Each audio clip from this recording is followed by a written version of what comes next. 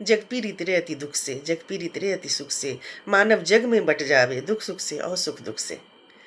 अविरत दुख है उत्पीड़न, अविरत सुख है उत्पीड़न, सुख दुख के निशा दिवा में सोता जगता जग जीवन।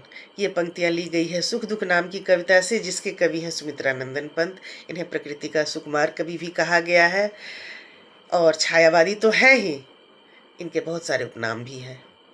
कवि कहते हैं कि दुख तो परेशानी का कारण है ही, लेकिन जरूरत से ज्यादा सुख भी इंसान को परेशान करता है।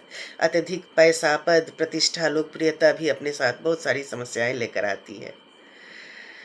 आदमी सुख को संभाल नहीं पाता है, नशे में आ जाता है, अजीबोगरीब हरकतें करने लगता है, अनाप शनाप बोलने लगता है, लोगों को तुच्छ समझने लगता है, खुद को देवता समझने लगता है, सोचता है कि सब मेरा आवागत करे, सब मेरी पूजा करे।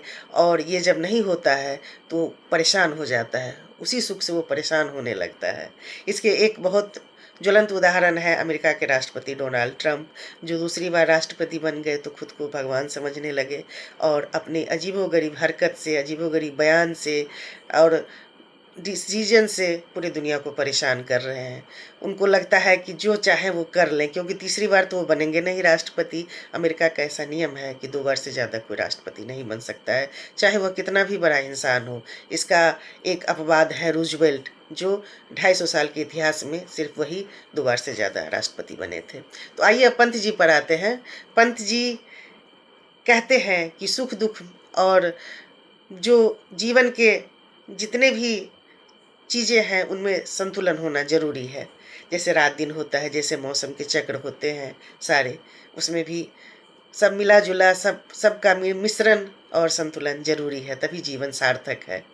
ये मैंने उनकी पंक्तियों को इसलिए लिया है कि आज से मैं एक श्रृंखला शुरू कर रही हूँ, काव्य श्रृंखला, जिसका नाम मैंने दिया है शब्द सिलसिला।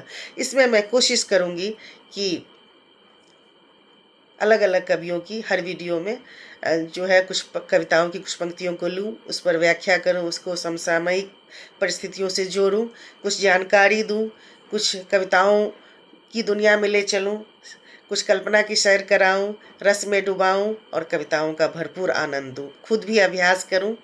तो सुमित्रानंदन पंत को इसीलिए लिया है कि उनको हिंदी में सबसे पहले ज्ञानपीठ पुरस्कार पंत जी को मिला था 1968 में चिदम्बरा कविता संग्रह के लिए। 65 में शुरू हुआ था ज्ञानपीठ पुरस्कार शायद, जिसे तमिल कविता के कवि गौरीशंकर कुरूप को मिला था। दूसरा हिंदी में मिला था सुमित्रानंदन पंत जी को। ये चिदम्बरा प्रकाशित हुई थी 1958 में। सुख दुख के मधुर मिलन से यह जीवन हो परिपूर्ण, कभी घन से ओझल हो शशि, कभी शशि से ओझल हो घन, यह साँझ उषा का आंगन, आलिंगन विरह मिलन का, चिरहास अश्रुमय आनंद रे इस मानव जीवन का। पंत जी कहते हैं कि जब हम आलिंगन मिलन में भी करते हैं और विरह में भी करते हैं, तो चेहरे पर मुस्कान भी अगर सुख में आता है तो दुख में भी आना चाहिए, तभी जीवन सार्थक है। मुस्कान हमें शक्ति देती है, सरल सहज रहना हमें मजबूत बनाता है। धन्यवाद।